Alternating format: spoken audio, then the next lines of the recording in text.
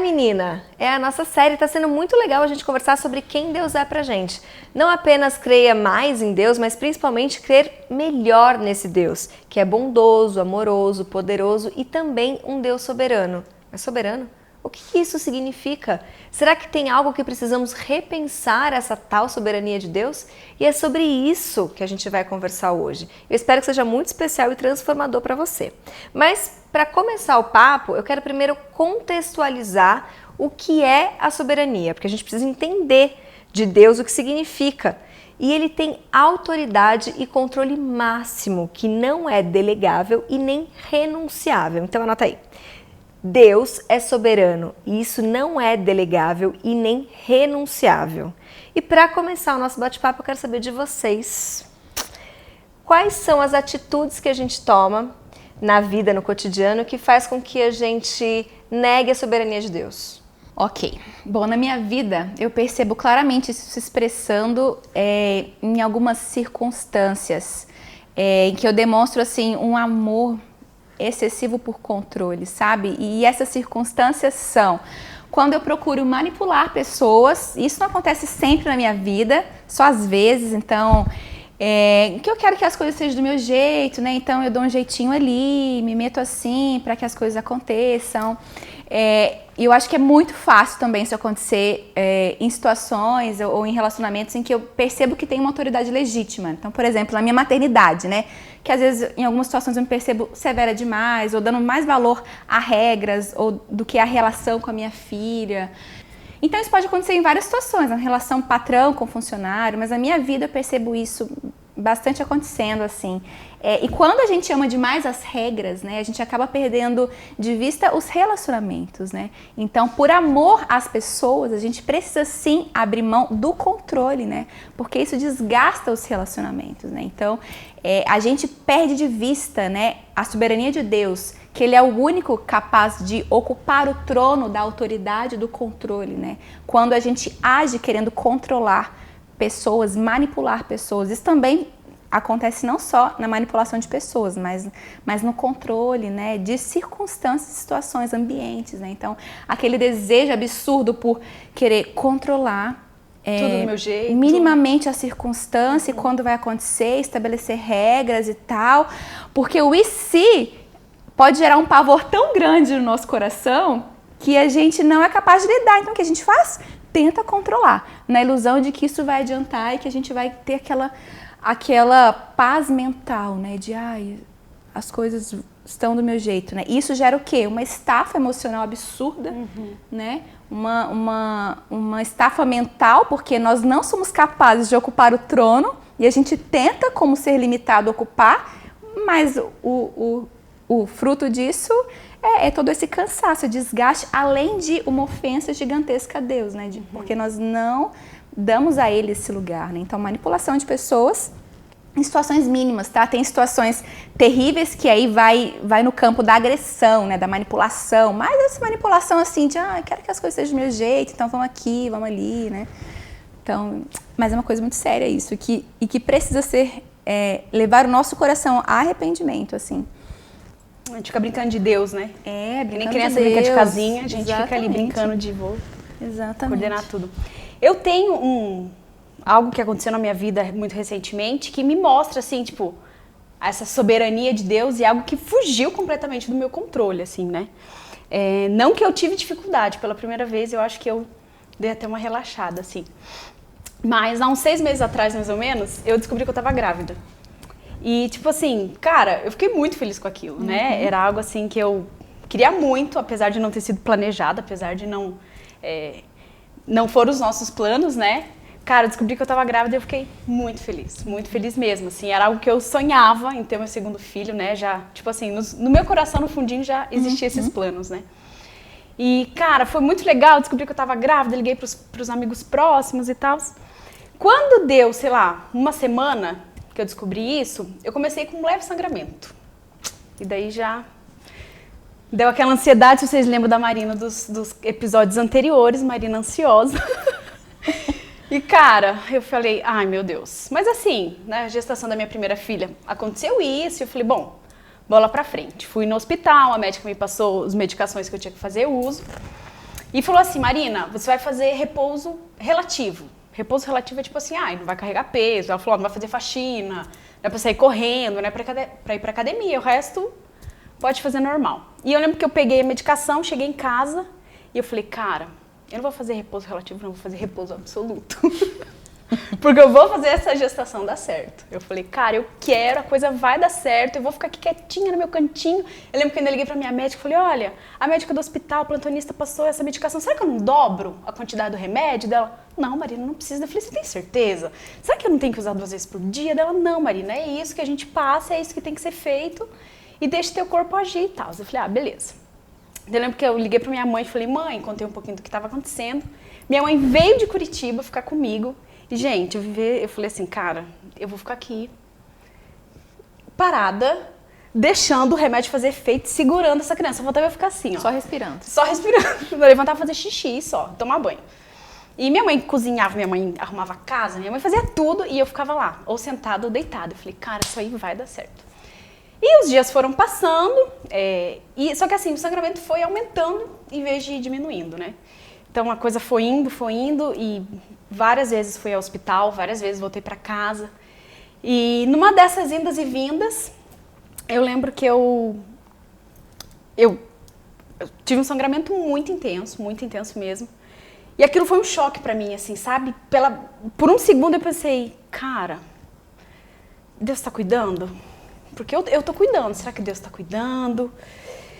E assim, eu lembro que eu saí do banheiro meio anestesiada, meio assim. Falei pro meu marido, falei, amor, fica com a Carol aqui em casa? Ela tava dormindo. Eu falei, fica, não quero que ninguém vá pro hospital, mas eu vou pro hospital porque o sangramento tá muito intenso e... Não sei, mas eu acho que o pior aconteceu. Aí eu lembro que eu saí de lá meio atordoada e fui até o carro segurando o choro, sabe aquele sentimento de... Eu vou segurar, vou aguentar. E eu lembro que quando eu entrei no carro, eu desabei, assim. Eu comecei a chorar. E eu falava assim, Deus, eu tô muito triste. Eu não acredito que isso está acontecendo. O Senhor sabe o quanto eu quero esse bebê. O Senhor sabe o quanto eu desejei, apesar de não ter planejado, quanto o meu coração... Já estava tudo planejado, já tinha nome, já tinha quarto do bebê, com uma semana que eu tinha descoberto a gestação. E eu lembro que eu fui do carro, do momento que eu entrei no carro, eu fui até o hospital assim, ó, triste. Mas, ao mesmo tempo que eu estava triste, a minha oração era, Deus, que não seja a minha vontade, sabe? Mas que seja a tua, porque a tua palavra diz que a tua vontade é boa, é perfeita, agradável.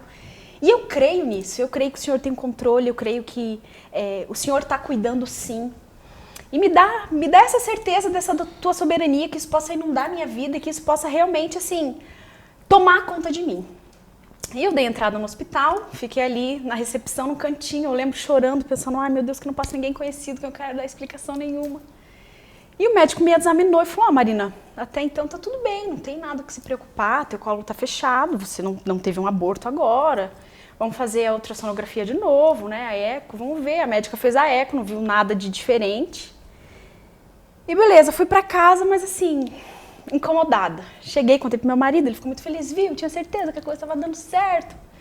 E eu, beleza. Mas assim, em vez do sangramento parar, ele só piorava e cada dia aquilo era como se fosse um tapa na minha cara, do tipo, meu, será que tá tudo bem? Será que não tá tudo bem?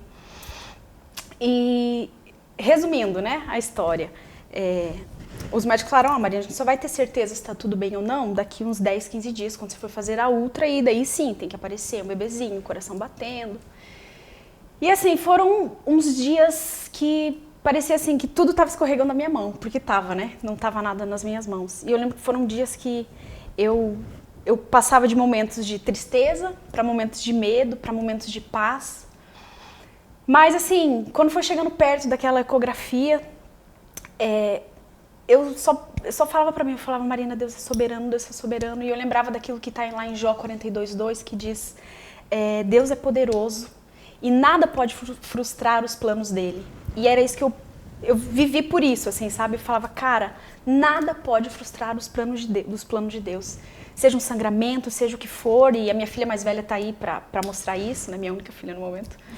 Mas nessa questão de que, cara, quando Deus quer, Ele faz acontecer, né? E os dias foram chegando e isso já estava inundando meu coração. E eu lembro quando a gente chegou, eu e meu marido, na sala na recepção, para fazer a ultrassonografia, eu lembro que eu falei pro meu marido de forma muito sincera mesmo. Eu falei assim, amor, eu quero que você saiba que eu tô bem. Se estiver tudo bem e se não estiver tudo bem, né? Independente de como for essa situação, eu quero que você saiba que eu tô bem. Aquilo foi sincero, sabe? E a gente entrou na sala, tudo, e de forma muito curta, grossa, o médico olhou pra mim e falou, você sabe que não tem nada aqui, né? Você já olhou os exames, você tem os teus sintomas, você já sabia, né? E naquela hora, de verdade, assim, a minha sensação foi um choque no peito, assim, de... Não sabia, não, sabe? E eu lembro que eu levantei meio anestesiada, eu lembro pro meu marido com cara de que tá tudo bem, porque por uma parte estava, né?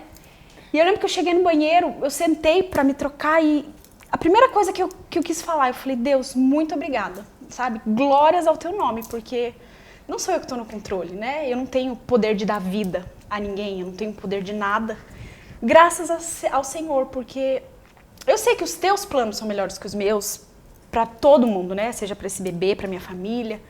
E eu sei que o Senhor é bom do mesmo jeito, o Senhor está no controle do mesmo jeito, eu sei que nada fugiu do teu controle, porque o Senhor é soberano e a tua vontade é melhor que a minha. E essa situação na minha vida, sim, foi algo que, cara, eu posso dizer que foi um marco na minha vida, sabe? Essa situação me fez experimentar a soberania de Deus de uma forma maluca, porque eu sou ansiosa, eu quis controlar a situação, eu achei que cabia a mim o controle dessa situação, né? E é como se Deus falasse, Marina, o único que pode soprar vida nas narinas é que sou eu. Nada do que você faça, nada do que o homem faça, nem o melhor médico, nada pôde isso. Então, assim, tua preocupação foi em vão, teu medo foi em vão, porque só eu posso fazer isso, sabe?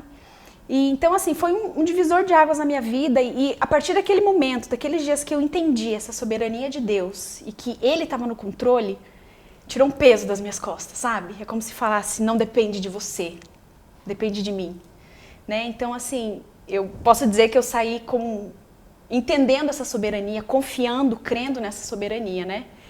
Eu acredito que muita gente passe pelo que eu passei, por diversas outras coisas, e escolheu outro caminho, do tipo, o Senhor não é bom, o Senhor não estava aqui, o Senhor perdeu o controle. Não, eu creio que Deus planejou essa gravidez. Eu não sei o porquê Ele não deu continuidade, mas eu creio que Ele planejou. Seja para eu entender sobre soberania, seja para eu entender sobre essa paz que excede todo entendimento, que me fez sentir. Mas Ele planejou sim, e Ele é bom, Ele é perfeito, Ele é agradável, Ele é o mesmo Deus que me deu minha filha, é o mesmo Deus que soprou vida em mim, né? É o mesmo Deus que faz o dia amanhecer todo dia, foi o mesmo Deus que decidiu, porque Ele achava, assim, melhor não dar continuidade para essa gestação. Então, assim, foi algo que marcou muito a minha vida, né? Nossa, maravilhoso, né? Eu sou uma pessoa que sempre tenho palavras, mas diante disso eu fiquei um pouco sem palavras. E a gente nem chegou a falar sobre isso, né, Má? Porque Deus foi duplamente soberano sobre a sua vida, assim, porque te deu realmente uma paz que excede todo entendimento. E eu já sabia dessa situação, mas quando eu te vi, você estava tão em paz que eu falei, cara, não vou falar sobre isso com ela. Sim. Né, assim, acho que não fazia mais sentido, sabe? Remoer uma coisa e fazer você reviver essa história e tudo mais. Mas sabe o que é engraçado? Reviver essa história me deixa emocionada, mas não pelo sentido de ai, tristeza, exato, queria estar aqui com um barrigão de 7 meses, queria estar aqui falando pra vocês. Não isso.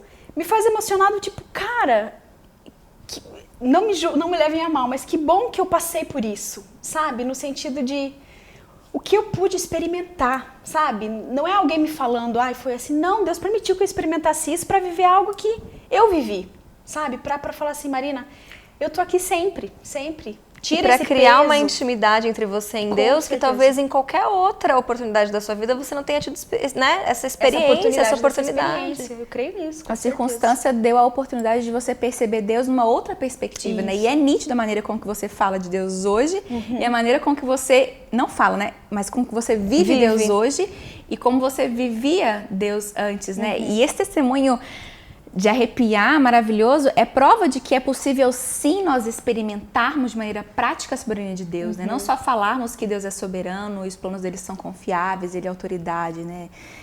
Então, mas isso é maravilhoso. Se a soberania tem a ver com a autoridade de Deus, né? Assim, a Marina passou por essa questão e ela passou lindamente por essa experiência, né? Pela graça de Deus. Mas por que as pessoas têm tanta dificuldade com relação à autoridade? Cara, essa dificuldade vem porque nós somos completamente rebeldes, né? Nós temos uma dificuldade enorme e não estamos dispostos a negar a gente mesmo, né? Então, essa postura de confiar na soberania de Deus é uma postura de negar os meus próprios desejos, né? Eu queria viver isso naquele momento, né? Mas a postura da Marina foi uma postura de obediência, né? E quando eu falo rebeldia, às vezes é meio complicado compreender. Então, rebeldia aqui não tem a ver com a rebelião contra Deus, né? Quando a gente pensa na imagem de motim, de prisão, né? Mas tem a ver com não agir conforme o que Deus espera, né? Então, por exemplo, uma postura de rebeldia aqui na Marina seria ela negar que Deus é bom, negar que Deus tem o controle absoluto sobre tudo, né? Uma postura de rebeldia na minha vida, por exemplo, pode ser eu não querer perdoar alguém quando eu devo, porque a Bíblia me ensina a perdoar. Então, eu não me submeter aos princípios que Deus traz. E os princípios que Deus traz é para o nosso próprio bem. Então, olha o testemunho vivo de como vale a pena confiar na soberania de Deus e nos submetermos à autoridade dele, né? A vida que nós experimentamos a partir disso é uma vida leve, é uma vida com sentido, né? Não é alguém que está perdida no acaso, né? Mas é alguém que sabe que está sob o controle de um Deus soberano e de um Deus cheio de autoridade, né? E a Marina consegue experimentar isso, pegando a Marina agora como exemplo. Por quê? Porque ela consegue compreender quem Deus é e confiar em quem Deus é, né? A gente sempre fala muito das imagens que a gente cria sobre Deus, né? Então, é preciso ter percepção sobre quem Deus é, né? E quem Deus é, né? A Bíblia retrata Deus. Deus diz acerca de si mesmo na Bíblia que Ele é um Deus que sabiamente controla todas as coisas, né? E isso tem que ser descanso pra gente, né? Que é um Deus criador, né? E esse ponto precisa ser fundamental. Então, visto que Ele é criador, que Ele nos fez, nós então somos criaturas, então o que cabe a nós? Né? Cabe a nós nos submetermos, né? Ele nos fez, então o que uma criatura pode decidir sobre o seu destino, sobre si mesma? Né? Sempre quando eu falo essa questão da criatura criador, eu me lembro muito da própria comparação que a Bíblia faz, né? Que Deus é o oleiro, nós somos o barro, né? Então eu fico imaginando o oleiro moldando o barro, fazendo uma jarra, e ele termina e fala, isso aqui é uma jarra, você serve para colocar líquidos. Imagina aquela jarra falando assim, não, eu quero ser uma fruteira. A partir de hoje eu quero carregar frutas. Não foi para aquilo que ela vai ser feita, né? É capaz de quebrar, porque se você colocar uma fruta ali pesada, alguma coisa vai acontecer, né? Sim. Como que um vaso vai falar pro oleiro, não, o que você planejou para mim não é isso que eu quero. Não existe, né, gente? Não... assim... Quando a gente luta com essa soberania de Deus, com essa autoridade, né, de Deus, é porque ou não caiu a nossa ficha a respeito de quem a gente é, né? Então a gente é limitado em sabedoria, limitado em poder, nós somos criaturas, né? Ou então nós realmente não aceitamos, né, nos submeter a isso. A gente compreende com a nossa razão quem Deus é e a nossa pequenez, mas a gente tem uma postura de quem não aceita isso mesmo. Que me lembra muito o exemplo de Jonas, né? De Jonas, cara. Jonas, eu acho até engraçado esse esquema de Jonas, porque assim, Jonas, ele não era um novo convertido, alguém que não conhecia Deus, não, Jonas era um pregador, então assim, Deus falava com ele ia para cidades e ia falar do amor de Deus, né? E quando Deus fala assim, Jonas, eu quero que você vá para Nínive, Jonas fala, mas para Nínive não, eu imagino Jonas falando, capaz, aquele povo que só faz tudo errado, que não quer nada com nada, eu não vou lá falar do amor de Deus, você tá louco, vou perder meu tempo, eu imagino ele falando, né? E Jonas fala, não vou para Nínive, não vou pregar para aquelas pessoas. O que ele faz? Ele entra num barco e quer fugir. Ele sai para fugir. E Deus manda tempestade, jogam ele no mar e um peixe engole ele. Toda vez que eu escuto essa história eu penso, olha o que Deus teve que fazer para falar. Louco, o maior roteiro de Hollywood, eu acho. Exatamente. Que desenho foi isso? Deus falou, não, vai lá peixe, engole Jonas. Pronto. Ele precisou estar dentro da barriga de um peixe, algo que eu acho que nunca, né? Por 3 dias para falar assim, cara, eu acho que eu fiz besteira. Né? E lá ele se arrepende, lá ele pede perdão, o peixe cospe ele, com vida, né? E ele vai para Nínive, ele vai pregar. E, cara, o mais impressionante dessa história, ele fala do amor de Deus, as pessoas são transformadas. E eu imagino o Jonas olhando para aquilo depois e pensando assim, cara, quem sou eu? Né? Quem Jonas é para falar que aquelas pessoas não mereciam aquilo? Que aquelas pessoas não deveriam viver aquilo, né? Pessoas transformadas, porque aquele era o plano de Deus, e não o plano de Jonas, né? Sim. E é engraçado quando a gente compreende isso, que eu vejo que assim, é um processo, né? Você crê que Deus é soberano, que Deus tem o controle de tudo, você confia, então, ok, Deus é soberano, vou decidir confiar nessa soberania de Deus. Você obedece. Então eu vou obedecer os planos de Deus para minha vida, porque Ele é soberano, eu já entendi que o que Ele tem para mim é melhor. E depois que acontece, a gente desfruta de tudo aquilo que Deus tinha preparado pra gente. E o que é o contrário disso? Quando a gente não confia, não crê na soberania de Deus, a gente deixa de confiar em Deus e começa a confiar em quem? Em nós mesmos. Então a gente passa a acreditar que nós somos autossuficientes para cuidar da nossa vida. E daí a gente passa a acreditar que eu posso decidir o que é melhor para minha vida. Não, a Marina, que hoje eu acho que Deus mandou eu ser uma dona de casa, ser mãe, ser empreendedora, não. Agora eu resolvi que eu vou ser uma mulher super importante, vou sair trabalhando pelo mundo. Não foi isso que Deus quis para minha vida. Né? Não foram esses os planos. Então eu passo a acreditar que a minha vida é minha, o meu corpo é meu e eu faço aquilo que eu quero. E isso é muito perigoso. Muito, muito. Hoje em dia a gente tem vivido algo que, principalmente para nós mulheres, né? Ai, o corpo é seu, você faz o que você quer, você é mais. Meu corpo, minhas regras. Meu corpo, minhas regras. Você tá no controle. Acredite que você tá no controle. Cara, você não tá no controle, mulher. Nós não estamos no controle, né? Isso chama-se rebeldia, né? A gente acreditar isso. E o que vai acontecer? Do que a gente vai desfrutar dessa rebeldia? E acho que aí vem uma coisa bem importante pra gente falar pras mulheres, né? Que nós não estamos no controle, mas nenhum outro ser humano está acima do controle de Deus sobre nós. Entendeu? Sim. Obrigada. Isso é descanso pra gente, Sim. né? E Jonas já provou em uma história prática de que realmente, se você desobedecer, você vai sofrer as consequências disso e ponto. Sim. Né? E sabe o que eu fico imaginando? Fico imaginando não, né? Fico lembrando quantas vezes a gente já quebrou a cara na vida. Quantas histórias você escuta de pessoas que falam, ai, não sei por que minha vida não dá certo, eu só quebro a cara. E eu fico imaginando, às vezes a gente é Jonas. Às vezes Deus tá mandando a gente pra um caminho, a gente fala, não, mas eu quero esse aqui. E a gente vai ficar quebrando a cara até entender de que não é você que decide, não sou eu que decido. E Deus estabeleceu claramente os princípios sobre os quais nós precisamos caminhar, né? Na palavra dele, né? Ele estabeleceu, então isso é vida para nós. Isso é saúde pra gente, né? Então, se as coisas não estão engrenando, se eu vivo batendo a cabeça, eu preciso repensar quem é o Senhor da minha vida, né? São os meus próprios desejos, né? São as minhas próprias convicções, né? São os meus próprios princípios, né? Ou é aquilo que o Senhor da minha vida, o meu Criador, estabeleceu para mim? E eu não posso deixar de citar 2 versículos maravilhosos aqui para embasar a perspectiva bíblica que a gente traz sobre Deus. Que um é Salmo 103, versículo 19, que fala alguns trechos dele. O Senhor estabeleceu o seu trono nos céus e como rei, ele domina sobre tudo o que existe. Olha esse salmo que fala sobre a majestade, a infinita autoridade de Deus, né? Então isso precisa deixar a gente de joelhos mesmo, boquiabertos com a autoridade, com quem Deus é. E outro verso também que eu acho que vale muito destacar é Colossenses capítulo 1, versos de 15 a 19, que fala: pois nele foram criadas todas as coisas, no céu e na terra. Todas as coisas foram criadas para ele e por ele. Ele é antes de todas as coisas e nele tudo subsiste.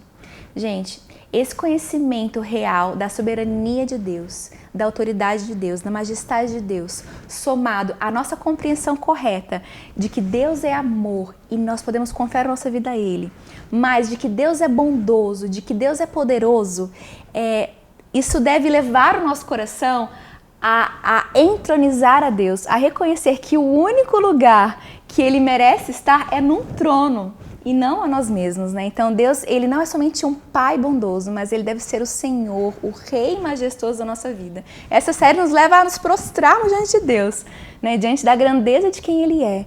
E a gente não pode perder essas verdades, a gente tem que cravá-las no nosso coração. Muito lindo tudo isso. E pra gente resumir tudo... Vamos lá, vamos para as nossas mentiras. Cara, a pior mentira que a gente pode acreditar é que nós temos o controle da nossa vida e que o controle final é nosso. E isso é algo que, apesar de ter sido pregado na nossa cabeça, tá martelado todo dia, essa é a pior mentira que a gente pode acreditar. A verdade é que Deus está no controle de tudo, Ele tem autonomia para fazer o que Ele quiser e os planos dele são bons, são perfeitos, são sempre os melhores, né? E o nosso desafio com tudo isso é confiar, né?